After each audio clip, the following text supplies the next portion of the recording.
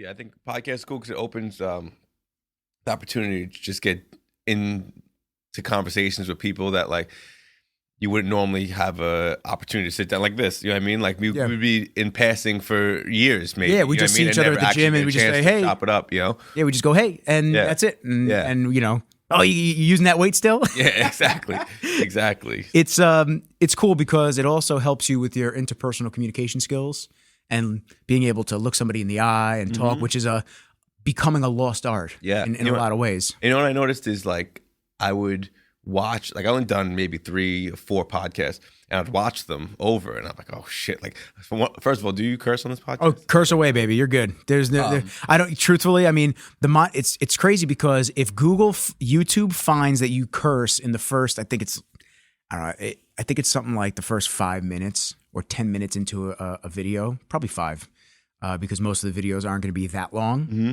If you curse within the first 5 minutes of videos, they won't let you monetize it.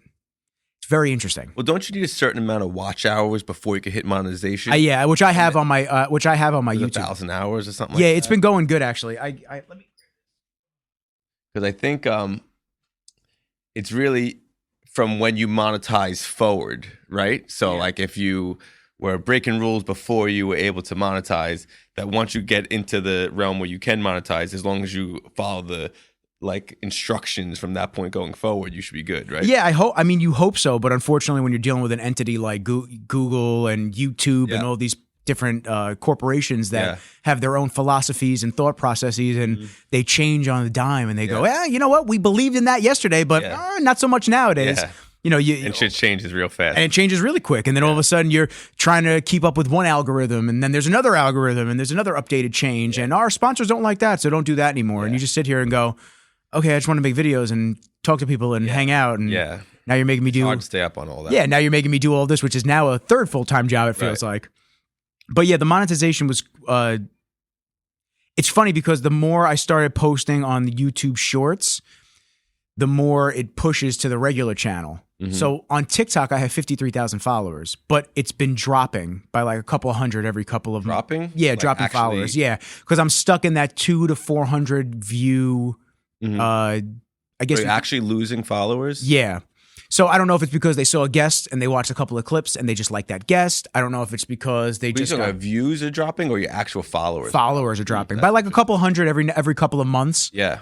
So it's interesting because like to unfollow somebody, I feel like you either need to trigger them to unfollow you because like not too many people go around and unfollow. You know what I'm saying? So because I noticed that too. Instagram really, like I used to grow on Instagram like daily. And then there was a point where we just stopped growing. And then I looked at my analytics and I was losing followers and gaining the same amount of followers almost every day and breaking even almost exactly. And I'm like, there's got to be something behind it. It's weird. I mean, my buddy Anthony, I shoot videos for his construction company. And every time we do a video, he does it right. He puts marketing dollars behind the video. You have to. I don't know what specifically he does. This guy gets like, I think he had something like millions in... Yeah. I mean, you could in revenue and estimates coming in now. Like he gets hit up multiple times a day for people that saw the project that we shot, and they go, "I want that for my bathroom. I want that for my house. I want that." So when you put it like that, in my opinion, the organic growth is done. TikTok had a huge organic growth boom in the beginning. And now we're kind of in that limbo stage now. Yeah, I mean, that's the way it goes. Yeah, they're done giving it out. Like the TikTok shop is what they want everyone to do. So they want everyone to push products and do XYZ on there. As soon as they get to that point, any platform is like, we give you everything, we let you grow, let you go. And until we have the majority of the population on our platform, now we're gonna let you go and you got to pay for it. Yeah. And people get stuck into a platform where they, you know, especially if you gained a bunch of followers and stuff, you want to like hold on to it. You don't want to jump flat platforms like, oh, it took me so long to build this, but sometimes that's what you have to do. Dude, I've been grinding on Instagram for, I don't know, since 2012, and it started off as a page that obviously we all just started pictures and just bullshitting, and then it turned into a fitness profile because I was doing bodybuilding and I was competing and doing all that, and then it turned into my photography stuff, and then it slowly has now transitioned from my photography stuff to like podcast and just everyday life type shit. And I had the business account for Rizzles Productions, and I have the Rizology podcast account for Instagram. Right. Which honestly, Rizology podcast account is growing a lot, which is weird. Yeah. Because all I really do is collaborate with my main profile. Yeah. And then I remove. You collaborate with the people that you do the podcast with Yes, as well? I do that as well.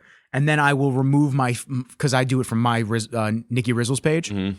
I'll remove that from my home screen after like a day. Yep. So then it goes back to a clean photos and then my work. So if they want to see the reels, they can just go over and then all the clips are right there.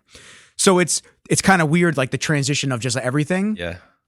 But then, TikTok, I boomed on that so quick. I got 53K in like a year. And then now all off podcast shorts, all off of podcast clips, all off a lot of viral clips with my boy Andre, my buddy Jamal, who's always on. Usually we have to get another episode with him again. And then just clips from people. Like I had my friend Marina on who goes to OG as well. Right. She had a double mastectomy. Like we talked to all these different people and then I just blast these clips out. Yeah. But it becomes a hassle. And I talk to a lot of people about this, especially business owners, because I shoot content for them and because I'm friends with you guys. I talk to them about how much it's just like, it's another job. It really is. Just having to keep up with just every fucking platform. And it's like, well, YouTube wants shorts, but they also want horizontal videos. Yeah. So it's like, we got to shoot it wide. But and then for ad content, you need it horizontal. But on Instagram only, they like the ads to be north south. And your video guy, Box Visual, shout out to him, really great creative, super talented. He deals with the same shit like we all do. It's just like, fuck, well, how do we want to shoot this? Do we want to shoot this horizontal or do we want to shoot this vertical? I mean, if we shoot it horizontal, then we got to crop in on everything. Exactly. And we lose on I have another videographer's guy, James Morano, and that's what he does. He shoots everything vertical and then in 4K, and then he makes two versions for me every time he shoots something. And he shoots it horizontal. Yeah, that's the way to do it. Yeah, it's hard though. Shooting vertical sucks. Shooting vertical sucks because especially when you use a wide lens, like I was saying with the wider lenses that I was incorporating. When I shoot those wide, you get that weird, almost like a barrel effect. Yeah. Normally, you get a barrel effect left to right, and dead center is normal. But because we're going like this now, you almost get like the head and feet distortion because it's so wide, or there's too much headroom, or it's all sky and all ground. Yeah, and I got belly button on the bottom frame. How do you get establishing shots when all you have is like this narrow thing? You know what I mean? It's hard. It's just awkward. So what I've actually started to do, and you guys may want to, if you haven't done it yet, it actually looks pretty good, is we do the horizontal videos, but we just put them in a vertical timeline. What do you mean? So we'll do it like this. And I think it looks cool. We just tell the people, turn your phone. Oh, I got you. Yes. I mean, just doing it kind of like that. Yeah. And it takes up the whole area. Yep. It looks good. It's super clean and super clear. Yeah. And you don't have to worry about that. Get like the best of both worlds. Bullshit ass crop effect. Yeah.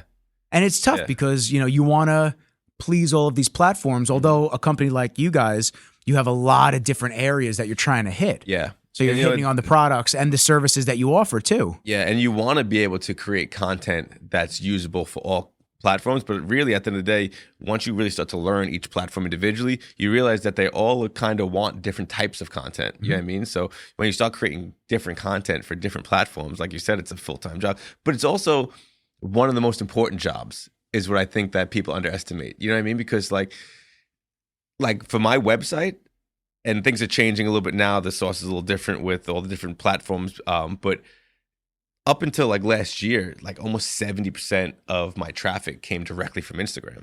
So when you think about things like that, as far as like from the business standpoint, like that's the single most important job you have is to be continuously updating those platforms. You know what I mean? And working on that. So some people are like, I don't got time for social media. I'm like, well, if you don't got time for social media, what are you doing? Like, you know what I mean? Like, it's you have really to make some time for it. Yeah, that's the unfortunate devil portion of it, like the good versus evil. It's like there's a lot of good versus evil on the social platforms. Mm-hmm. You could either use it for good or you could use it for evil. And there's a lot of people that use it for evil. So you have to just keep your time not limited on it, but you have to understand that we're going in, we're posting content, we're going to interact with a few accounts, then we're going to dip. Yeah. We can't spend all day on this thing. Exactly. Like, that's why we don't have time. Yeah. We don't have time because we scroll through 100 reels and, and you look at the time and you went, holy shit, it's been 45 minutes. What's has it gone? Is when before the Holy Black, I was like anti-social media. I don't have no Facebook. I still don't have a Facebook page. I have a personal Instagram account, but now everything is really geared around business. Like I have a personal Instagram account just because I'm building my personal brand that helps also build my regular brand, Hand in hand. Yes, exactly.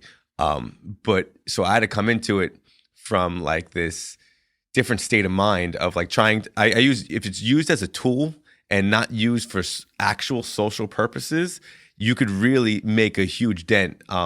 But when you kind of like mash the two together, where it's like your personal stuff and your business stuff, then you're like, it's hard to differentiate like what is actually business and what's not. Like, am I doing this because I want to? Am I doing this because it's functional for my business? And like being able to decipher through that, I think is just a talent in itself that people need to learn, you know? Yeah, it's tough for me when I deal with that, because I had the multiple pages and I still do. Yeah. But it's like I don't check the Risology page all the time. And it was the same thing with the production page. Like I'm just going to post all my videos over there and then share it to my main page anyway and do this and that.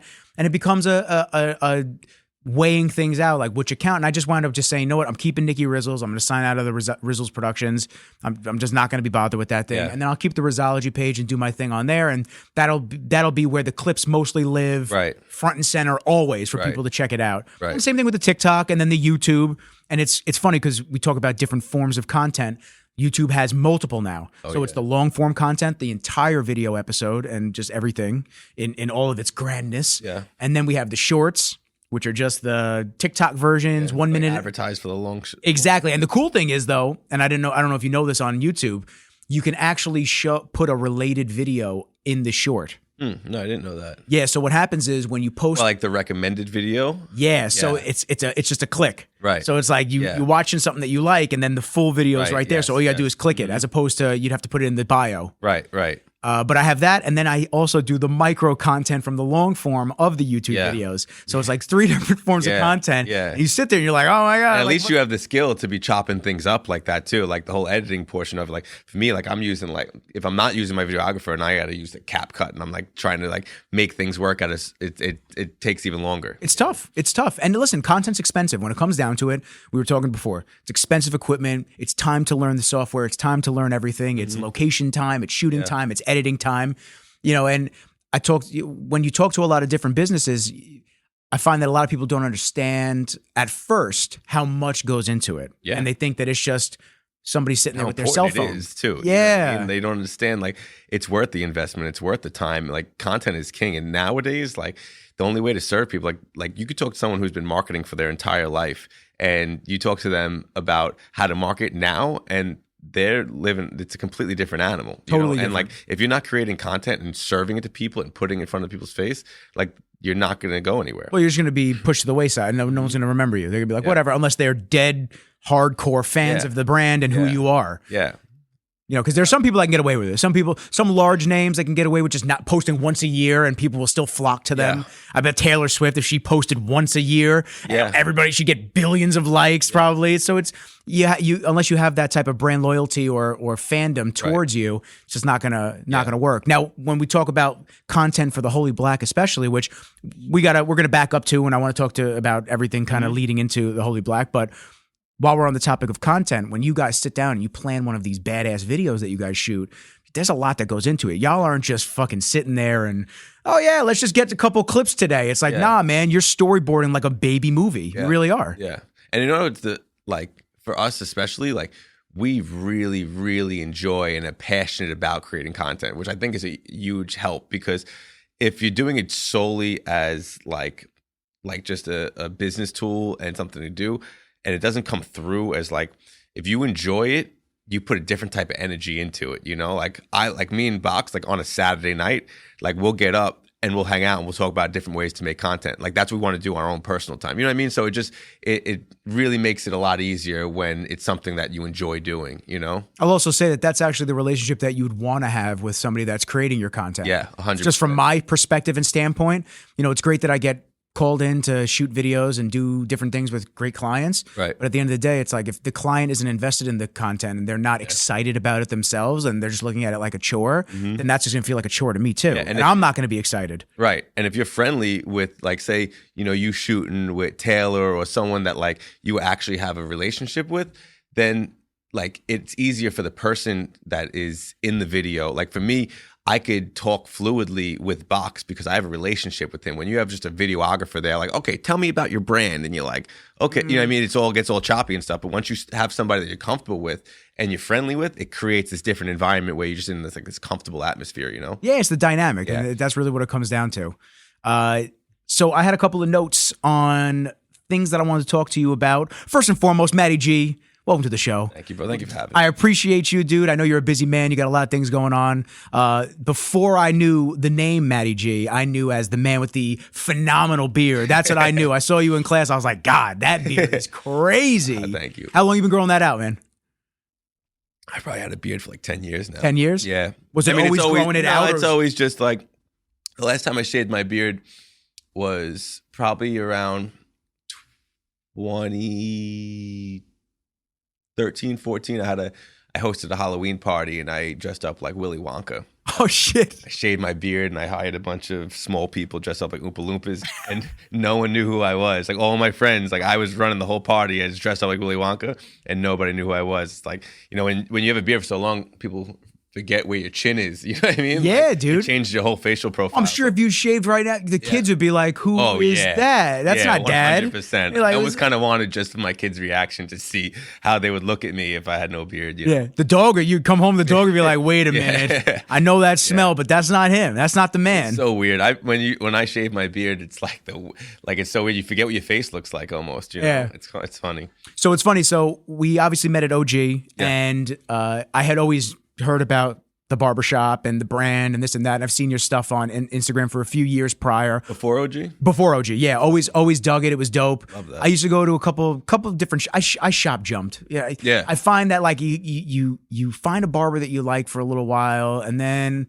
I don't know. You start looking, and you're just like. I always thought the opposite. I always thought that when someone goes to a barber, they almost never leave. They do, but you have to almost sometimes get that outside perspective. Yeah. You start looking and you go, it's like, I'm not getting the TLC. I'm not getting the love anymore. Or, man, they've just been, they haven't been giving me the service that I feel like I should be getting. Yep. So I used to go to a couple of different shops. They were all dope. They were all cool as hell. But I always found that after about 2-ish years, 3 years, I'm like, I'm just getting the same cut. I feel like the prices are going up, or I feel like I'm getting milked, and like I'm in and out, like I'm not actually being taken care of. So I decided after I found out that you were the owner of the Holy Black, I said, yo, now I really got to try the spot. And that's how I met my man Mike. Yeah. I saw Mike, first off, I tell him this a couple times every time I see him. I'm like, dude, you still throw me off that the picture of him is bald. He throws me off. Like he comes in sometimes and he looks like a completely different human. Like he's just, I don't know. I love Michael. He's like one of the best fucking dudes I've ever met. Awesome. And like, he was the only person that's in that barbershop that I didn't know beforehand. You know what I mean? So he was a wild card coming in, and now that I've got to know him, like he's just such a good dude. Oh, he's phenomenal. He's phenomenal. He came up. He's like, Nick, I said, Mike? Yeah. He goes, oh, yeah. He shaved his head right before the pictures. That's what he told me. Headshots, and I'm like, and he's never shaved his head after that. And I'm like, you're just a fucking great shots. The dude who came in did amazing shots. They were really good, talented. Yeah. And I was laughing. So every time I see him, I just go, dude, you still throw me off with that bald head in that picture, bro. You either gotta. So weird. Sometimes his hair's like curly. Sometimes it's straight. Sometimes it's slicked back. Sometimes he's like, I'm like, every time I see him, and like he's got so much swagger too. You know what I mean? He's always in a different fit. I love that kid. And it's dope, because you walk in there and you get that retro, old school vibe, which not a lot of shops give anymore. Yep. It's either the super Russian shops that you see where it just feels like an assembly line, or like a hood shop. Yeah, man, you get a hood shop, or you get like some random salon, like in the corner of a salon that they're just renting out a little bit of space. And I think all of them have their place and purpose. And absolutely doesn't mean that you're going to get a bad cut. It's just different vibes for different people. Some of those hood shops, you never get a fade like that in your life. Never, you know what I mean? never. Yeah. So you start looking around at your shop specifically, and you go, oh shit, like the vibes, the page, like it all. There's something about like, before even opening up the shop, like that traditional old school like men's grooming parlor, where like a spot where like men would go. Someone said something the other day. It's called. They brought up your third place, and they said back in the day, you know about this? I heard it on TikTok. Yeah, third place was the community. Exactly, and like back in the day, you'd have a spot you would go, whether it's the bar or the barber shop or whatever, your pool hole, whatever it was that you were into. But like your third place, like you had home, you had work, and then your third place, and I'd give you that sense of community and like that space to go when like you need to like step away from reality and stuff. And the barbershop used to always be that, and it was different. Back in the day, back in the day, you went to the barbershop for everything, like, you know what I mean? But there's just that, like sense of like a spot for men. Like women have these places, you know what I mean, where they have spas and they have spots that they can go to get pampered and stuff. And men, it kind of like fell by the waist. Like you go get your hair cut, but it was like in and out, and like you were just a number, like a Ford assembly line, man. You just in, done, and exactly. You go okay next. And like even like back in the days, like the hot processed or like a hot towel shave, when they use real like hot processed soap and lather and 3 towels and a cold towel, and like that whole art and that whole feeling of like you just can't find it anymore. Like I've been to barbershops all over the fucking country, and like it's just something that they don't practice anymore, Let alone the services. Let's talk about the chairs. Yeah. Everything in that whole shop is pretty period correct to like 1912, 1915. So do me a solid. I want to start from the beginning before we even get even more into this. So was this something that you acquired? Did you start it from scratch? How did things come about for you? Yeah. The barbershop? Yeah. So I actually never intended on opening a barbershop. I always wanted to, because what I was just explaining, I always wanted that atmosphere, and I love it now that I'm here. Like when I sit in that place, it's my favorite place to be. But I have an e-commerce business where I could work from my phone from anywhere in the world, and brick and mortar is dead, and like all those things are the reasons why you wouldn't want to start something with like I have no employees, like what I mean, like all the good things that I had going, the barbershop went against all that. So it was always a desire, but never. I always knew like fundamentally it's not the right thing to do. So I always pushed away from it. I had opportunities to do it before. And what happened was I had my head barber now, Kevin. He reached out to me. He was in another shop in a different town, and he didn't get along with the owner, and he just wanted to change it up a little bit. And he was like, I just want to do something different. He worked with me like as far as like being a brand ambassador and coming to shows and doing education and all that stuff. So he's like, I want to do something with you guys. And I was like, all right, cool. I was like, maybe I could set you up where like one day a week you can come and we could do some haircuts out of the warehouse, and we could do some education, make some media, and kind of have fun with it that way. And literally the next day, one of my best friends, Jimmy, his dad owned that building and had an insurance company in there. And he was like, hey, my dad's retiring. Do you want this space? And I was like, man, like, first of all, Lindenhurst, I've been in Lindenhurst my entire life, born and raised, I've left a couple times, but like always came back to it, Where'd you live to, if you don't mind me asking? I lived in Massachusetts, lived in Pennsylvania, lived in North Carolina. That's pretty much all the places I've lived. And always the favorite places to come home? Yeah, I mean, I'm like a super family man. So like I'll never leave my family, especially my mother. You know what I mean? Like I hold her down. She's my rock. Can understand that. Same here. So I would never leave her. Honestly, if I didn't have a tight family, I would be like living on the road. You know what I mean? Like, nomad style? Yeah, 100%.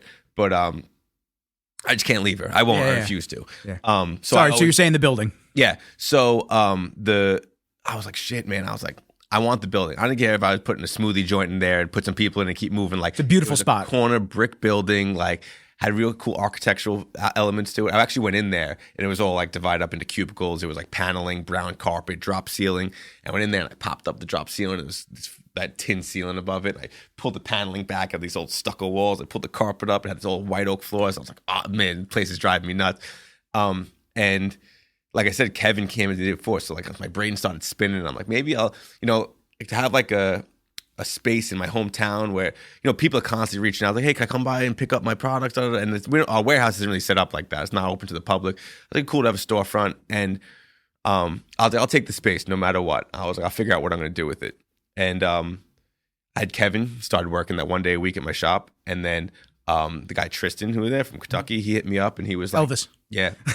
Every time I see him, he reminds me of Elvis. It's pretty right on. Like a clash between like Elvis and like Johnny Cash. Yes. Me and him were talking and he was like, yo, you give me the word, I'll come up there. And I'm like, yeah. And then Michelle, we started making media with her. She was a local barber. She was right on brand. I became good friends with her. And she was at another barbershop that just was like not her style. It was like really like just a different style of barbershop. Like we are, our demographic is like, she fit right different vibes, man. Yeah.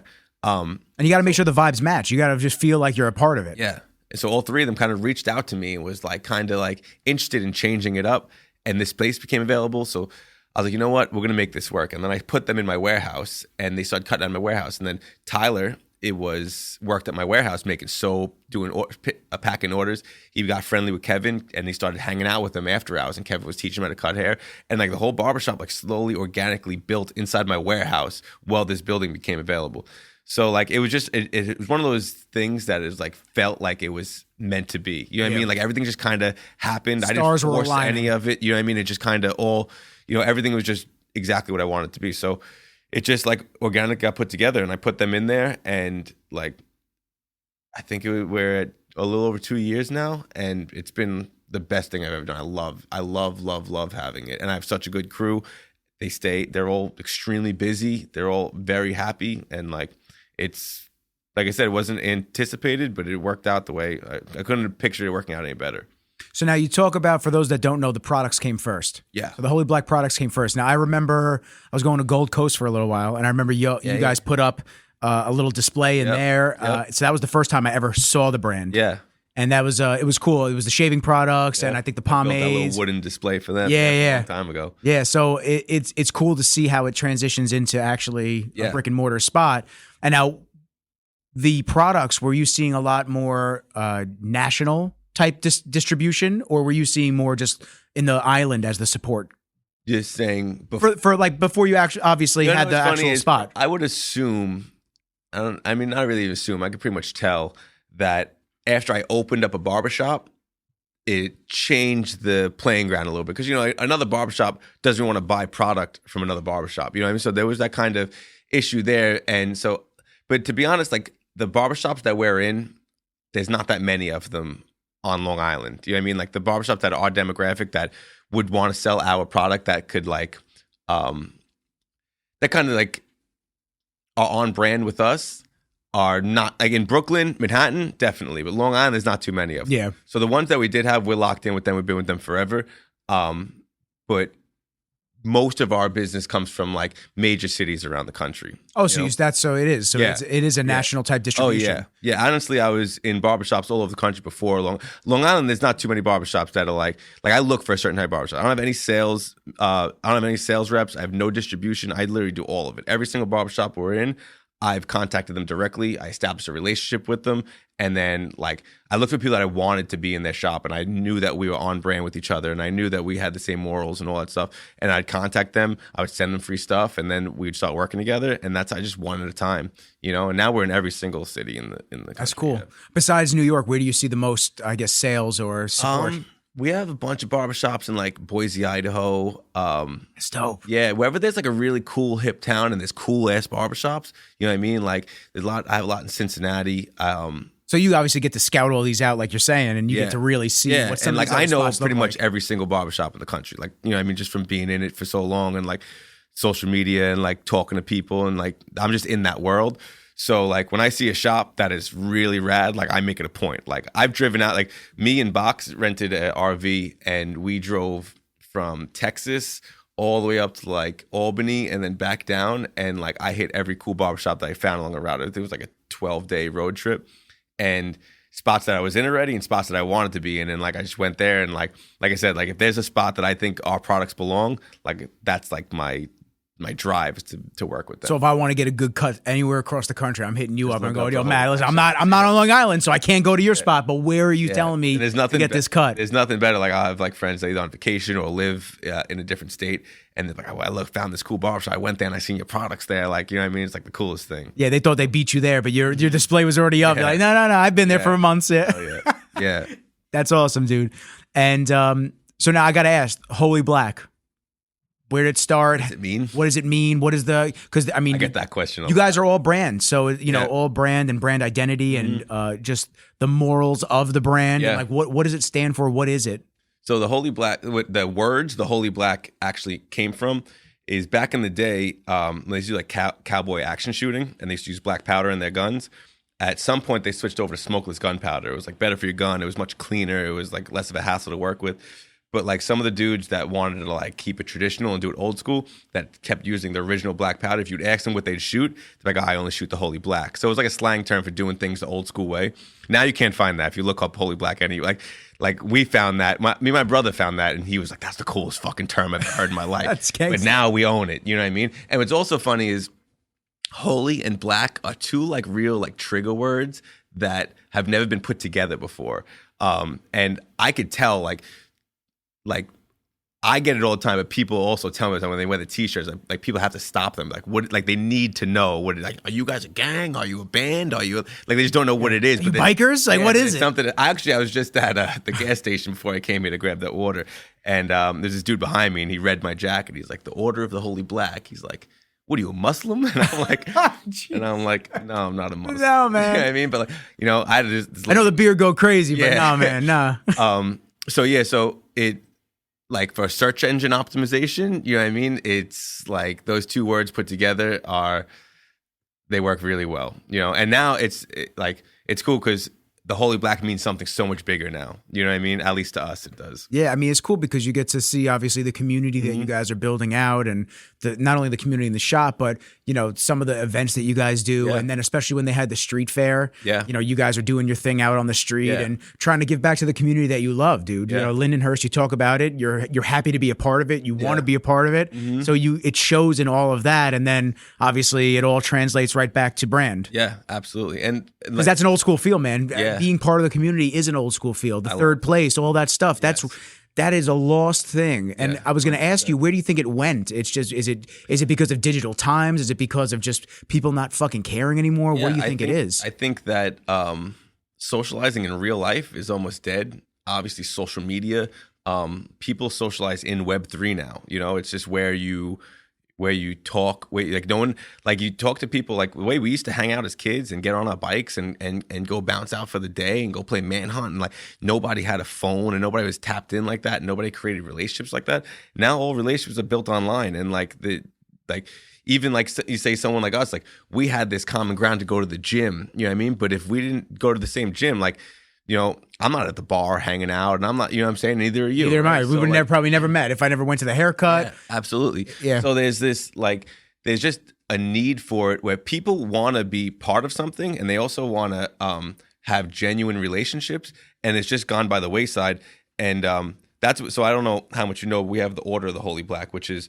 I saw a little bit on the website. I was going to see if you were going to, you know, get into it too. Yeah, so it's I mean, it goes really, really deep, and I don't know how deep you want to go, but it's more or less... as deep as you want. That's what I was about to say. As deep as you want, man. I'm with it. But in a nutshell, like if I could explain it in like a really easy way, I would say it's like a modern day version of, like if you took a Knights of Columbus and like the Masons and a motorcycle club and made one. It's pretty much like, if I could try to describe it. But we pretty much created a social club that gave people a third place and gave people an option to come together, and where it's a club based on not like all of us have the same interests. So it's not like a book club or a golf club or whatever. We all are it's only based around good people. So like we find good people, they're all different walks of life, they all come from a different industry, and we all came together. And like I said, it's been working since like 2016. It goes pretty deep. But now that we have this going, and now we actually, you know, we meet once a month, we're organized, we have events, we have a non-for-profit, we have a 501c3 and a C10, which makes us a fraternal order. Now we're in the process of getting a clubhouse, so it's members only, and everybody's paying dues, and like it's really starting to like, and I've built a bunch of businesses, but this is like building on its own, and it's because I didn't realize, at first it was almost like something to help build the brand, like, you know, we'll put the brand on the back, we get together, we do these events. But since I've built it, almost every member has come up to me and been like, I had no idea how much I needed this. This filled a void in my life that I didn't even know I needed to fill. And like now I got guys that are doing like mental health Mondays, where like all the guys come, we have a Discord channel where they go in and they have voice chats, and like, it's just, and I could see the demand for it is outrageous. And now that we're building it, I have been real quiet about this. Like, so just recently it started to really move fast, and it's without any promotion or anything. I have an Instagram account that I don't even touch.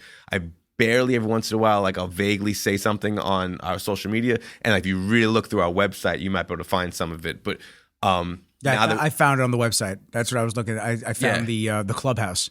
Okay. Yeah. Like sanctuary. Yeah. The inner sanctuary. Day or night type thing. I was like, that's interesting. I was like, I feel like I haven't seen this before. Subliminal, like on the bottom of the website, it says like, not a front for resurrecting ancient secret society or something like that, you know? But, you know, as it's been developing, I've been learning a lot about people's desires, and also a lot about myself, that I feel like a lot of that I've learned And everything I've done up to this point has set me up for this.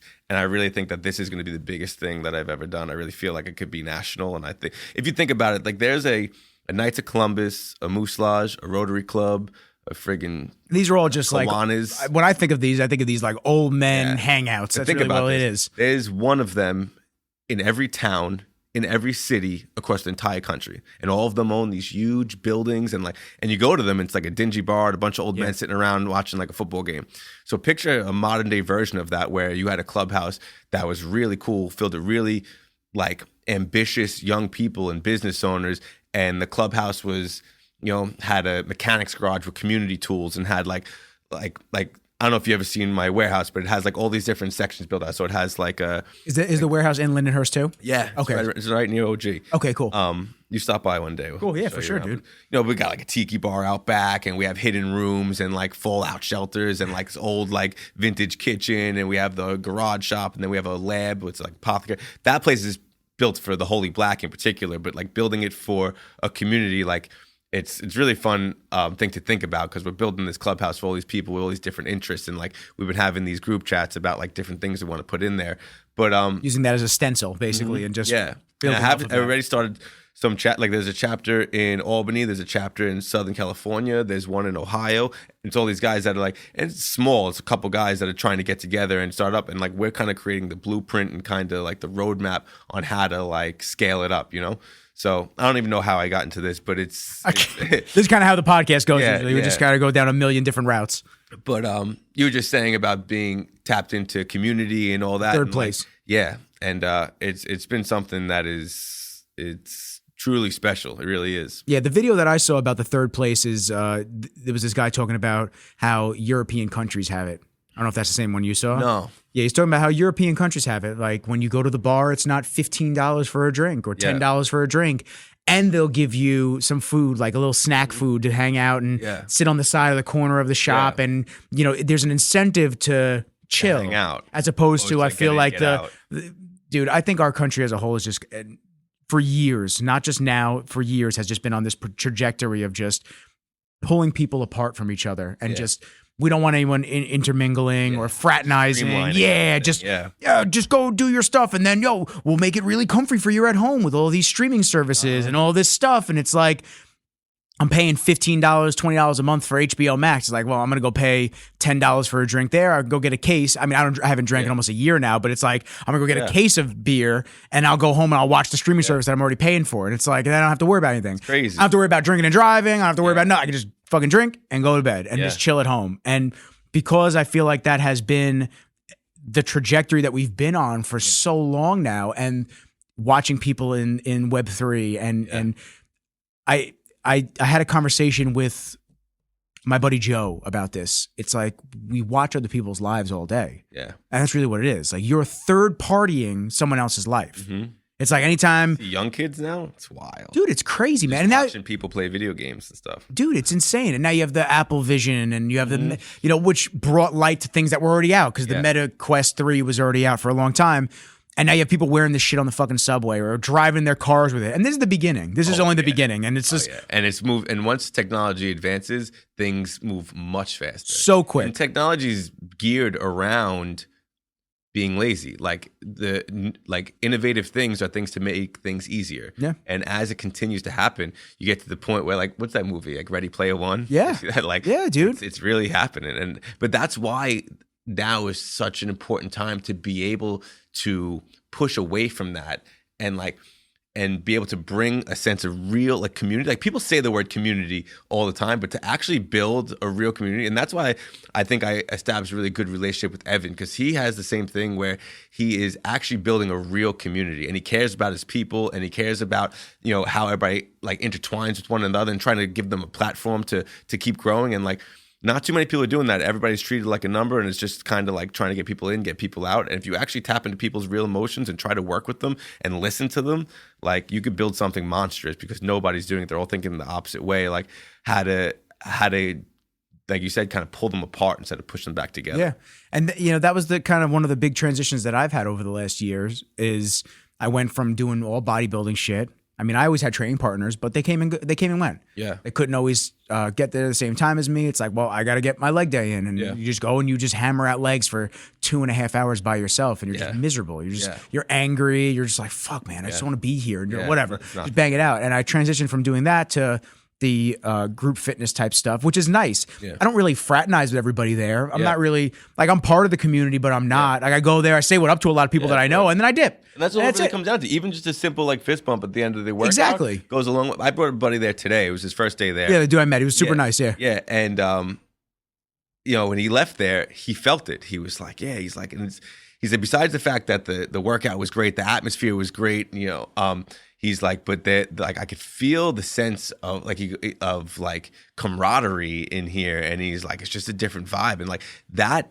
is like, and you don't think about it, but those are the things that trigger in your brain that make you want to go back. You know what I'm saying? It makes you excited. Like, it's like, all right, well, it's. You wouldn't have worked like that if you were by yourself. No, I mean? With that, you got your buddy, like, pushing you to do. I got Tyler. Tyler's always amping me up and shit like that. But and that's truthfully, that's how it was when I did do workouts with my buddies during bodybuilding. I'm deep into a prep and I'm just like, I have nothing left in the tank, and they're fucking sitting there going, let's go, Rizzles, come on, let's go, come on. And I'm like, okay, let's do it. You get that excitement from it, but even more so, the jiu-jitsu aspect. I know I bring it up every episode now and people are probably tired of hearing about it, but the jiu-jitsu aspect of it, I never had anything like that.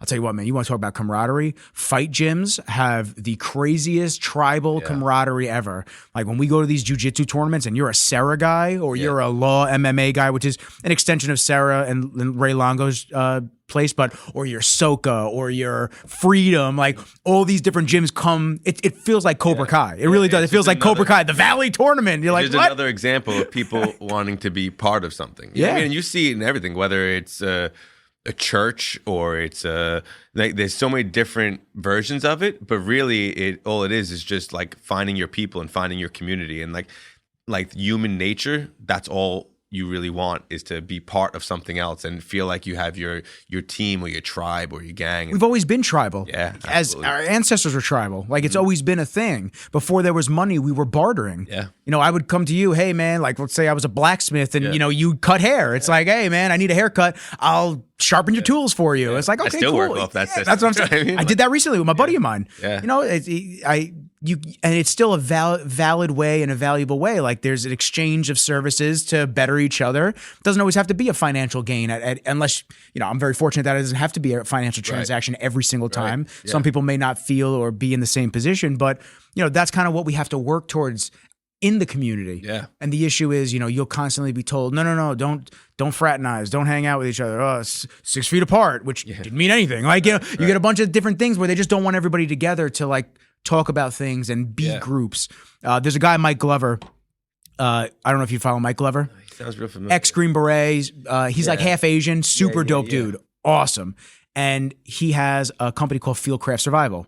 He basically does training for civilians in trauma, how to wrap off, what is it called? A tourniquet? Yes, tourniquet, thank you. How to wrap off tourniquets just in case for any bleeding and this.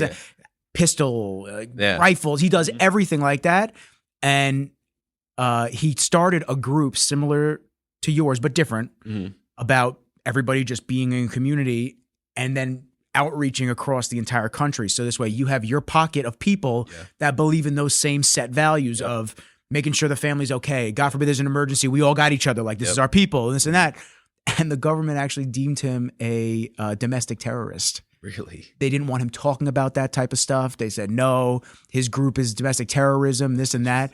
It's just fucking insane how the lengths that people will go to just not allow us to be together. And then exactly what you were saying, which is the point that I'm trying to make, is there's a need for it. Yeah. So you see how many people need it. So it's like they're miserable because they don't have it, but then they are told not to do it. And they don't, some people will just be like, I don't know what to do. It's like, no, you feels right? To be able to hang out with other people and talk about things and work through your problems. Mental Health Mondays, that's huge. Like, there's a lot of shit that goes untreated and unhelped. It's a huge, it's really mental health in general, men's mental health was something I didn't realize was almost ingrained in every person could use a little bit of it. You know what I'm saying? Yeah. And like, the little bit of help could go such a long way. We all go through shit, man. Life is tough. I say it every episode too. People are probably tired of hearing that too. Life is tough. It is. It's tough for all of us. Yeah, it's also good as hell too. Right? It's good as hell. It's tough as hell. And there's a lot of things that go on. And, you know, you have to be able to take the tough days and pivot off and enjoy the good days. And when the tough days come, you have to remember those good days. And when the good days are there, you have to remember the tough days and be like, yo, it's pretty good right now. Like, things are great. Like, money's flowing, the dog's healthy, like things are great. And just, you know, having the ability to, you know, this is almost like my own form of therapy, to be honest with you. Yeah. When I get to sit down with people and talk about just life. Yeah, I could see that. It's a good thing. And I'm sure people listening, this is almost like an external therapy session because we don't get to do that a lot. Yeah. We, you know, a lot of people have not set themselves up the right way. And it's nothing against them. They've just been positioned to believe that the only way to survive and the only way to live is to get in your car, go to your job, a job that you fucking hate, and that job that you don't want to do, come back home, be miserable because your whole day is wasted in traffic and at a job that doesn't really serve you or anything that you love, not go to the gym because you're too tired to go to the gym now, eat shitty food because you don't understand nutritious food and what actually is put into the food if you're not careful and you're not on that thought plane of keeping things organic and healthy and single ingredient. That's affecting your mental health. That's affecting your regular health. Right. Then you're miserable because you feel like that. And then you do it all over again. Yeah. You pray for the weekend. Then you get pissed that there's only 2 days in it. Yeah. And that it goes by like that. Yeah. And people wonder why they're upset. They wonder why they're depressed. And it's tough, man. Yeah, it really is. And I think that formula of understanding like how to achieve actual happiness, it's really not that complex. And I think, like you said, people just don't understand how to get there. You know what I'm saying? Like, if you could get yourself into a place where you love what you're doing every day and who you're with and where you're at in life, like embrace every stage along the way and not always be thinking about, but when I get this or when I get a house, it's gonna be different. When I get married, when I have kids, instead of just embracing where you're at and what you're doing right now and who you're with. And like, I think majority of it is perspective. You know what I mean? And it does, like, again, some people are in a less fortunate situation where they hate their job, but you're also, you kind of put yourself in that job. Like, you're in control of your entire life. You know what I mean? You have complete control. So it's up to you to hit, like, pure happiness. You know, there's only one way to really get there. And that starts with you. Yeah, absolutely. To jot something down before I forgot. I actually did want to ask you, as a side note, how did you start formulating the products? Because you have a lot of interesting products, and one of my favorite ones, I have to say, extra powder, the petroleum. Oh yeah, the grease base. I love it, man. Yeah. It's awesome, and it does build up in your hair. So I bought the tangerine creeper. Tangerine creeper. I love that one, but you didn't have the scent at the shop that I wanted, which was it's like the pirate one. What is it? Galleon. Yes. Yeah. Galleon, and then the other one was my favorite phrase. Yeah, the Galleon was dope, man. Yeah, it's so good. Mike uses it on me every time I go, bro. Put a little dab in there for me. Come on, man. Yeah, it's so good. So how did you go about? Like, do you have any background in that? No. My brother is the like creative genius behind this brand. I'm like so my brother kind of started with creating aftershaves and like, so the story is our grandfather was a barber and we inherited all his old like aftershaves and straight razors and all this stuff. And there was one aftershave in particular, it's called Schulten's Old Spice from the 30s. And my brother like I said, he's just a creative genius. He's a really, really smart dude. And like when he puts his mind to something, there's like no stopping him. What's your brother's name? Stefan. Stefan? Yeah. Shouts to Stefan. Yeah, Stefan's the man. He's a really interesting character. You won't meet anyone like him ever. He's a smart dude. But so he started ordering fragrances and making all these different concoctions until he felt like he nailed that one fragrance, you know? And along that journey, he started to really learn a lot about just different chemistry and different products and started messing around with different things. It was always kind of like a hobby to him more so than a business, you know? And he got really good at it. He started like an Etsy store and started selling like handmade shaving soaps. He was carving shaving brushes, like really just like off the wall stuff. And this is like 2010, you know what I mean? Like a long time ago. Deep roots. Yeah. And then ever since then, like he started this little business and he started going and he started just getting better and better at it. And now he has a whole fragrance house and like he's like you know what I mean? And he never went to school for it or anything. He just read every single book that you could possibly read about it. And L'Oreal, watch out. My man's about to take over. yeah. Yeah. So he's the, when it comes to like the creative side and the like chemist side and everything, like that is not my department. But he's also has zero motivation by money, and has no business like want. Like when he first started this, I wasn't even involved. He got so busy that he was like, yo, like I don't even want to do this. This is too crazy. And that's when he came to me, and I was like, we could turn this into a real fucking business, you know? And what were some of the first products that you guys did? So under the Holy Black. Yeah, so it was started with aftershave. We used to go to the liquor store and buy these gallons of like it was really cheap whiskey, and we had this whiskey-based aftershave, and that was like the first thing that went like really well. There's a whole like, I mean, there's a niche for everything, but there's a whole like wet shaving niche where you know, shaving with a traditional straight razor and like making hot processed like Italian style soap where it's like making it with lye, and like there's all these crazy like big corporate companies just can't do it. It's not feasible. You have to hand make it, and like, you know, so there's like this whole artisan side of the shaving world, and that's where he started. It's just like making like shaving soap and aftershave, and like he had this, I forget what it was called, like whisker whiskey or some shit like that, but and he was making it with whiskey, and it just went over really well. He was like, everybody was making the same fragrances. It was like lavender and, you know, like bay rum and sandalwood, and he just started like doing things that were off the wall, and he had a really cool aesthetic similar to the aesthetic we have now. It was all like Victorian, like 1800s. Everything was like, it was like wrapped in a coffee filter and had hand pressed labels, and it was all cut out like irregular, so it was like really like handmade, like artisan. And like I said, it was like an Etsy store, and he started just selling them off of there, and he just started getting orders in, like, and then we once I jumped on board, like we hit a ceiling in that niche. We're like, okay, like we can only make so much shaving soap, and like we're making shaving soap every single week. And then that's when we kind of got introduced to the like hair industry, where pomades and stuff like that, where there was actually like a wholesale side of it. Like, 'cause no one's wholesaling like hot process shaving soap, you know, except like a couple boutique stores that we're still in. But the art of shaving, were they one of them at the time? No, the art of shaving is really just Gillette. That's just corporate. Like before they were Gillette, or were they always Gillette? As far as I know, they were always Gillette. Oh shit, I didn't know that. Pretty okay. Sure. But no, like there's spots in Manhattan that are like, one of them called Pastor's Pharmacy. Like all the old school pharmacies that aren't like, you know, CVS, Rite Aid, they carry like real traditional old school stuff. So, gotcha. Stuff like that. But yeah, it just really started out as like him being like a mad scientist in my mom's basement, you know what I mean, concocting things and like giving away as like Christmas gifts and to our friends and stuff like that. And like it really just took off out of that. And I was involved. I was on music studios at the time, and I kind of just put him in one of my music studios, and he just started building his brand from there. And then like he came to me and he's like, I need you to freaking like get behind me on this. And I was like, and I saw what he was doing. I knew there was potential, you know what I mean? And then I was just like the bull. I just kind of was pushing at him. Like he's like my secret weapon. Like all these like we do like limited edition drops. Like that Tangerine Creeper was one of the Tangerine and Lavender Creeper. He had this stuff. It was actually used for e-cigarettes that makes it mentholated. What the fuck is it called? I forget. Something I could look up? Not really. You're never gonna find it. Never gonna find it? No, it's like WPS40 or something like that. But it's this ingredient that they use in e-cigarettes to create that mentholated taste.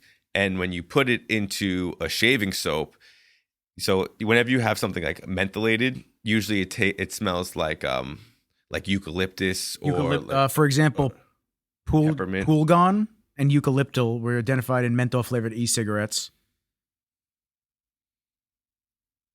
Yeah, no, I never heard of that. Sorry. No, it's all good. The reason it was called Creeper was because when you put it in a soap, like you could put any fragrance to it and still get that mentholated feel, and you'd put it on, and like within a couple of minutes, your face would be like ice cold. You know oh shit! So we did like Lavender Creeper and Tangerine Creeper, and he would making these really like obscure bottles and wax dip them, and fucking he made all sorts of crazy labels for them. So he's just like Dr. Jekyll, Mr. Hyde type. Yeah, shit. we actually did a Dr. Jekyll, Mr. Hyde. Every Halloween we do a big like, box set, and we did a Dr. Jekyll, Mr. Hyde, and it was like a wooden crate that we hand built, and the bottles, like when you opened it up, there was a light sensor, and it lit up the bottles, and the shaving soap was like had the two fragrances like mixed in between. But like all that like fun creative stuff is just like what we're real passionate about. You know what I mean? Like making those small little projects are really fun. Yeah. You know? Yeah, I love that. You know, I've always done pomades, and I don't know if this was something that you guys have driven to. Obviously, it's the necessity and want to go back to simpler times and do it the right way. Mm-hmm. I find that the ingredients on a lot of the bigger name shit is just it's just dog shit. It's horrible. It's horrible for you. It's horrible for your hair. Yeah. And I never even knew about petroleum based pomades or anything like that. I just always you grab whatever you see at the store. Like you just see, okay, cool. Like that smells nice, but you just look at it and you feel it. And it just makes my hair flakes and I feel like shit and this and that. So you start looking at real products at the way they're made. It's like, yeah, you're gonna pay a little bit more for it, but the smell is better. It's more original and authentic, and you're paying for those premium ingredients. Yeah. Absolutely. And like that's where the birth of pomade happened. So it used to always be like oil-based pomade, like back in the day, like greasers, everybody. But like that stuff, I mean, if you use, it's not easy to get out. It's not. No, I put a dab. I mean, a little bit, and I'll work it all through. Thankfully, it's like my hair was super long for a while for me, and I just told Mike, I said, "Yo, dude, we got to go messy spiked hair. Yeah. I can't do it anymore. It's too much. We'll do a super short on the side, like the skin fades, and then we'll just mess it up on the top." He goes, "Perfect." That's actually perfect for it. Yeah. Because then I could just put a little bit of product in it. It looks like it, and then it stays that way for days where it looks like that. Even if I wash it in the shower, it doesn't all come out. Yeah. It's actually, a lot of people use, we actually make a hair tonic for that'll take it out. Oh, really? But, Dawn dish soap is what most of the real old school greasers use. I really like the big pompadours that grease it up. Dawn dish soap takes it right out. Right out. Yeah. Okay. But yeah, so they came out with a water-based pomade, and that's where like the birth of pomade came back. So pomade was like old school 50s greaser style, but then it was like if you didn't want like your pillow to be like all greased up and like you couldn't get it out, but then they created water-based pomade where it was all water-based and it came out with water, and there was like a whole new birth of pomade and started all over again, which was like 2012, 2013, right around when we were starting to get it. So that's why we got into the pomade game pretty early. Yeah, and really our competition at that point was like all just the big dogs. You know Suavecito, all that stuff. Even Suavecito is actually the one who came out with the water base. They invented it. Oh, really? Yeah, they started the birth of it. But I mean, like, so we were on board with them, like Layrite and stuff, and brands like that. And then the big OG people, all the people that were like LA Looks and Crew and like what's that other guy? I can't remember his name, but I remember Got to Be. Got to Be glued. The glue. Oh God, that was the worst shit to get out of your hair. Yeah. Yeah. But that whole industry lacked a lot of like authenticity. It was just all like L'Oreal owns like all of them. Yeah, like, you know what I mean? It's just they all get bought out. It's the same thing with it's nothing to do with hair care, but Mother's. The wax? No. Mother's no. Oh, you're thinking of Carnauba wax? Yeah, no. That's your car side now. Yeah. Which I want to talk about the car side. Mother's apple cider vinegar. Okay. That that brand, they were bought. Really? I forget who they were bought by, but they were bought, and ever since, quality's gone downhill, and they're starting to slip different ingredients in there. Like people are comparing them in stores now, showing. Yeah. That's what happens, man. These brands get bought out, and they don't stick to their core values anymore because, like, oh, I got $1 million or I got $1 billion, whatever I got, fuck it.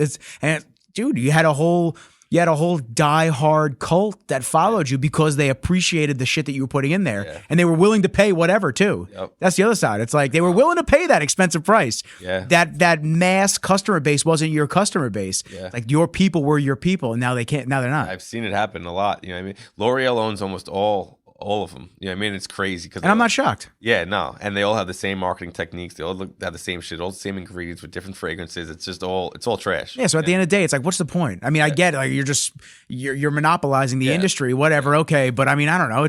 You start looking at that through the aisles, everything looks the same. Same thing with toothpaste and all that shit. It all looks the same. Yeah. You start looking around, you go, I don't know, what the fuck is the difference between all this shit? It's like the same stuff over and over and over again. Yeah.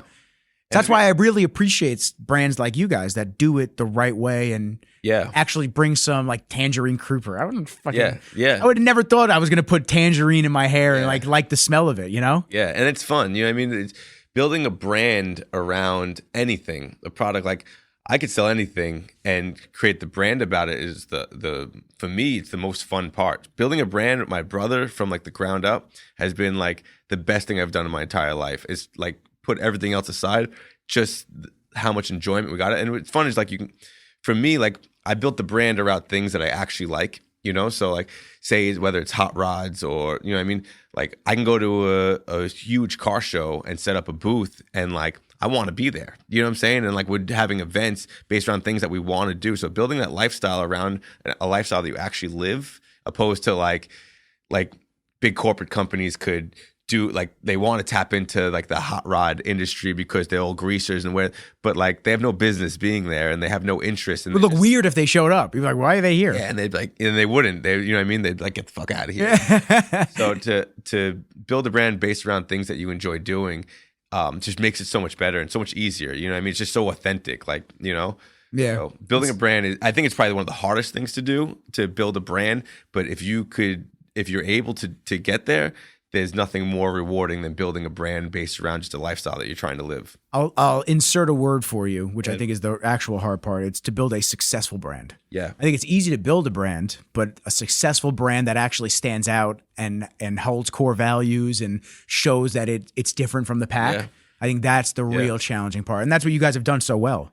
Yeah. And, everybody has a different level of success, but like if you're able to do what you love to do and put a roof over your head, maybe buy an old car every once in a while and go on vacation, like success. Yeah, like, you know what I mean? Like where, like there's different levels to it, I used to think that I needed the Lamborghini and I needed the huge house in the Hamptons. I needed that.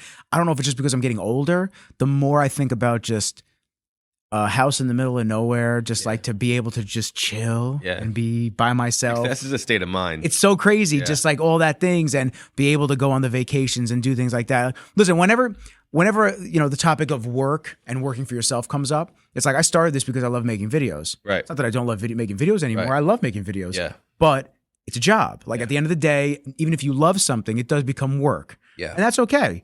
But you have to be able to just understand that. What else would you be doing? Right. Like, that's what I think all the time. It's like, what else would I be doing if I wasn't doing podcasts and shooting video and content for all the brands and people? What would I be doing? Yeah. I was a salesman for years. I couldn't do that shit anymore. Totally different headspace. Yeah. And it's just crazy, the evolution of your thoughts and the evolution of just your wants and needs. Dude, I'm cool with I want to get a big yard for the dog, man. Yeah. I want to get a big yard for the dog. I want to make sure I always got steak on deck. I want to keep training jiu-jitsu and just keeping up with not the Joneses, but with myself. Yeah. I don't give a fuck about anybody else. I care about my people, but I'm tired of, I'm not here to impress people. I'm not here to put on a show or this and that, or you watch my life. It's so cool. It's like, nah, man, you tap in if you want to see me hang out with great people and continue the conversation. And then you support these brands and people off camera. Mm-hmm. But otherwise, this is just what I do because I enjoy it, like we were saying. Nothing better than that, bro. There's so much value in there that you don't even know. If you literally enjoy what you're doing every day for work, like you own the world. Yeah. You really do. It's like such a great asset to have. It really is. Speaking of hot rods, and speaking of the car scene, it's almost like that cross connection, obviously, with you guys. I love the old school van in the back. Thanks. And now you have a new project that Tyler was talking to me and you talking to you about this morning. Yeah. And I had no idea that you scored a new one. Yeah. So is that just like a side passion of you just love fixing things up in general? Yeah. Yeah. I mean, so I have this thing, like, first of all, I have a very I got a really good commute. My house, my barbershop, my warehouse, my mom's house, all within like a mile. So like for me, I have a regular car that like my wife uses and stuff like that. But for me, like I could drive an old classic car every day and it's okay. You know what I mean? I'm not going too far. And you're not beating on it. And for me, like I like the fucking smell of it. I like the feel of it. I just love old cars, right? So, and for me, like I could buy a $10,000 car. I could drive it for a year and then I could sell it for $10,000 and I could buy another one. Usually I don't even last a year. Like I just like go through it. So, and then since I'm young, I have a book like of all the cars I've owned. I'm up to like 46 or something. Damn. Yeah, I've had a lot of cars. But like, you know, none of them are friggin' Mercedes and like, you know what I mean? It's not, I have no interest in owning one. And they're all just like weird, cool, unique things that are just, that for me, it's just a hobby. I love it. You know what I mean? I love get like this, when I am have the opportunity to look for a new like hot rod, it's like my favorite thing to do, to get on like Facebook Marketplace and be searching, you know? And that's just what I've been doing forever. I love every bit of it. Something about driving an old car is just, I don't know, it taps right into me. So I guess a twofold question. The first question I have for you is, what's been your favorite one out of 40 plus cars? And I guess the other question I have is, where you're just finding these exclusively on Facebook Marketplace? Are there auctions that you go to like go get like some really crazy ones? Yeah. What has been your experience in trying to find like the real vintage ones that are true to the not beat to shit tag? Yeah. So for the first question, my favorite car is got to be my Model A, which I actually just got back yesterday. What's Model A? Model A it's a 1928 Ford. It's like the damn. first Okay, car. so you're back. I got to see a picture. Yeah, I've definitely seen it before. Yeah. So I'll show you a picture of it. But so to me, oh shit. To me, okay. Yeah. So, you're gonna go rob some banks too? Yeah. Exactly. So for me, the Model A is like the original hot rod. So pretty much what happened was in like the 30s and 40s, or when the guys came back from the war, though, in like the 50s, when like all these like other big cars and Cadillacs and all these things were available, the Model A's were like in everybody's backyard. They were just like a dime a dozen, and all these. The young kids started taking the fenders off and racing around, and that was like the birth of the hot rod. It's like putting the exhaust out the side. Yeah, it was like when hot rodding cars started, and mine's built period correct, where there's nothing modern on it. That it's built the same way someone would have built it back in like the 30s or 40s, and it's just it almost could just bring you back. And like when I look at like my car is 1928, it's almost 100 years old, and I drive it almost every day, like around town and stuff like that. Really, and is. Something just about the history that car used to be driving around on dirt roads. Like, you know what I mean? It's just so much there. There's so much to it than like when compared to like a new car to me is just like metal and like gadgets. But that thing, it's like history. Like, you know what I mean? I feel the same way about like the barber chairs. Like when I sit in a barber chair and the handles are all worn down, I'm like, man, people coming up to this barbershop on horse and carriage and getting in this thing, getting a haircut. Like to me, like I love that shit. It just makes me crazy. But I got that Model A in 2016. We used to have Hot Rod Fridays where all my friends would come over. Half of us knew how to work on cars, the other half didn't. But like one guy would just be like organizing part. We took the whole body off, we took the whole thing apart, and like we all had our own little job and we set it up. And it's like 20 of us. Every Friday we get together. I'd buy pizza and beer for everybody, and we come and then we built the whole thing back together. And then we went and raced it on the beach in Wildwood. I have all this history with it, like, you know, it's just like sentimental for me. But when I bought that beige van, I sold it to. Is that the one that's been in the back of the shop? Is that the one I'm thinking of?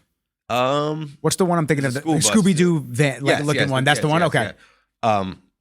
When I bought that van, I sold the Model A because someone reached out to me to buy it, and I was like, you know, that van was like 25 grand. I was like, I can sell the Model A for 10, and then I don't have to worry about too much about the next investment, you know. So I sold it, and then I had the van, and ever since I sold it, I was like, shit, I should have sold that thing. Yeah. And like because I always just buy and sell. Like to me, I try not to get attached to anything that's metal. You know what I mean? And like it's just fucking just keep. But that fucking algorithm on social media, they're like, yo, we know this motherfucker wants one, and they're just showing you different ones. Dude, it was something about it, and like, and then just yesterday, the guy I sold it to was like, you know, man, I lost my job. I got to sell the sedan. He's like, I wanted to offer it to you before I put it on Marketplace. Oh, that's awesome. Like, oh man. I thought about it and I was like, fuck it. I went back and I bought it back yesterday and I brought it back to my shop. So I'm really happy I got it back, even though he wiped all that. We hand painted like the holy black, like barbershop. You wiped it off? Supply. Yeah. I had to repaint it on. But I think that's my favorite car just because it like, and like even like my kids, like when they first grew up, like they loved the hot rods, put them in the back, and I used to bring them around the block and shit. And like, so there's just something about that car that has a sentimental value to it. You know, everything else I try not to get like, I've had a bunch of cars that I really loved, and I try not to get attached to them anymore because I like new stuff and not just like I'm not trying to keep the same car forever. Like I just like new things, you know. Yeah. And I find most of them on Facebook Marketplace. I do go to some old police auctions and like different towns have auctions of stuff they repoed, and I do. Do they actually have good deals? Oh yeah, I've got a car for $200 before. Wow. And like it was like a Ford Taurus, but like we had a blast in it, and I sold it for like $1,000 when I was done. You know what I mean? Damn. Okay. The freaking balls off that thing. You gotta let me know next time you go to one. I'm just interested. I'm actually going to one soon. Someone I know works at the town of Babylon, and they just got 2 fighter jets. They're all like stainless steel fighter jets, and they're in pieces. But I want to like make one come out of my warehouse, like coming out of the wall or something. That's crazy. So he hit me up, and he knew I'm into weird shit, and he's like, "Yo, we got these fighter jets." And he sent me a picture. I went there the other day. And they said they have the auction come, so I'm gonna go to that auction and try to get those fighters. Let me know if you need some company, man. I just want to see. I'm curious just to see what they got. And I feel like with you know all the COVID purchases for cars and all that shit, I feel like we're gonna see some crazy shit going at auctions nowadays. Yeah, and those brand new cars are good because like it's just like body guys and like body shop guys, scrap guys, and then like a couple regular people like me. So like body shop guys are looking for certain things. Like if you find like a Lexus with like a dented in front bumper or something like that, like they can get and flip. And then the scrap guys just sit, and if no one bids on it, they take it and they scrap it, So like if it's just like a regular car that has no interest, like something old, like that a body guy is like, I'm not gonna flip this like 1980s Oldsmobile, like weird shit. Then like someone like me and you can go in there and buy it for nothing, Great, so it's fun. But Facebook Marketplace is like you see the barbershop, if you see my warehouse, I've got tons of just weird old shit, and it's all Facebook Market. I like live on Facebook Marketplace. Did you get the chairs from Facebook Marketplace? Damn. Yeah. The chairs are sick. That was like one of my favorite things. When Michael lays me back to do my beard. First off, I gotta be I don't know the last time I had a barber take care of me like that. Yeah. Every single time. I mean, take his sweet time on the beard and like really making sure everything's even and this and that. Covers my eyes with the towel. Yeah. That's the TLC I'm talking about that I've never gotten before. Yeah. And it's just, you start to realize that that's what it was supposed to be. Mm-hmm. Going somewhere. Women have salons. Yeah, I didn't know I was missing. Yeah. Women have salons, so they get to go there for 2 hours that they're there. Me, I get to lay back and get my beard done. They're feeling more than just a haircut. You feel. I tell them every time. I go, dude, you brought me back to life. That's why I was waiting a month and a half between cuts. Nah, it's crazy. I got to go every 2 weeks. Yeah, because like I'm going tomorrow. I was actually hoping that he was gonna have a Thursday open so I can get it done and then see you. And I saw him on the way out. I was like, I'm going to see your boy today. Yeah. Oh yeah, Nicky's the man. I love Mike. He's such good people. Yeah. All of them are so. I want to get him on too with his experiences cutting hair in the city and everything. He's got stories. He's got some crazy stories about just fashion that he was in and this and that. It's sick. But once again, you talk about bringing all these people that have the same common theme of good people, but they all relate to the brand and they all relate to the vibe that you guys put out. Every time you go in there, nobody seems out of place. Yeah. That's the craziest part. You can walk in and see people and just be like, why are you here? Like every time you walk into your shop, it's like, wow, everyone just is the brand. Yeah. Like it's crazy. I'm like so anal about who I put in that barbershop. Like I can't tell you how many barbers have reached out trying to work there, and like anyone could put get a storefront and put a bunch of cool shit on the walls and make a really cool space, but like the people that are in there is the entire business. And that's really the heart. It's really with any business, but like that business in particular, because it's not like a regular like job where it's very social and you're not in a cubicle. It's it's an environment where you have to all kind of click together, and having the right people in there is so crucial. You can put one person in there can fuck up the whole recipe. You know what I'm saying? So I got a good group there for sure. Yeah, no, everyone's super cool. I love seeing everybody when I go in there. Everyone's like, hey, who you here for? Like, it's not just, it's Mike's guy, or it's just like, hey, we just want to make sure that everyone's greeted once they walk in, and you go back to just, it's a good place to be. It's a good feeling. I'm excited to see what the unrolling of the Holy Black Order, the Order of the Holy Black. You should come to bingo. You said next week. I'm going to come. I'm going to come through. Event, and that's what we do. Those like we have events pretty much like 4 or 5 times a year through the order, and that's like we call it like a hang around period, where if we have people that we think would be a good prospect for the club, we invite them to our events. Which thank you. Yeah, I appreciate that. That's when people come in and kind of can meet the people that are involved, and then that gives us an opportunity to have them on a social level, opposed to like, just people that you meet in passing. You got to actually come, hang out, and chill, and then see what we're about. And then like after that, then that's when we can start to send them in as prospects. Yeah, talk about the other stuff that you guys do.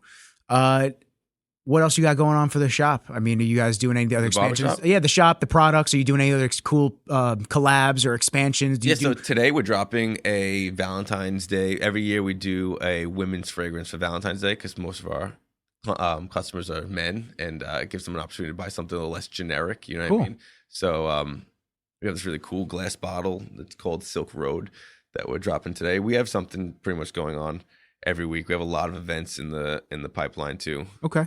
For this year coming up for sure. Beautiful, dude. Listen, I know you're a busy man. I hope everyone got a real good idea of you, the Holy Black. I mean, we could talk forever. I'll have you back, dude. I'll have you back to come through, and we'll chop it up and talk about other stuff too. But I want to put in the show notes. I want to put the Silk Road. You said, what is it? Silk Road. I want to put by time. I don't know what time how fast you edit these, but that's good. Oh, this is pretty quick. Like I'll drop this probably this afternoon. Oh, really? Yeah, I'll drop this afternoon. I'll put that in the show notes. I want to put obviously anything else that you want me to throw in there for the audio and the YouTube for everything. Yeah. And otherwise, how can people get in touch with you? Yeah, I mean, you could find us at The Holy Black on Instagram, at The Holy Black Barbershop on Instagram, and at The Holy Black Brotherhood is where you'll see a lot of the stuff for The Holy Black, the Order of the Holy Black coming up. Cool. And then events is just, I guess, Instagram? Yeah, honestly, like our main platform is Instagram. You can find us on all platforms, but our main platform is Instagram, and the Holy Black is where you'll see pretty much everything, and then everything kind of trickles down from there. Cool. And anybody looking for a cut, what's the address to the shop? Just give it to 168 North Wellwood, Lindenhurst. But make an appointment, because you're not going to be seen without an appointment. Make an appointment 2 weeks. I'll tell you that. I'll tell you that. Matty, thank you. The fucking man, dude. I appreciate you taking the time and sitting down, chopping it up with me. Kenji sleeping under the table, sleeping on the job as usual. But if y'all have any questions for Matt, please hit him up directly. Hit me up if you have any questions for me. Like, comment, share, subscribe, all the, plethora of things that you can do to help the channel grow and to continue having amazing people like Matt come down, chop it up with me.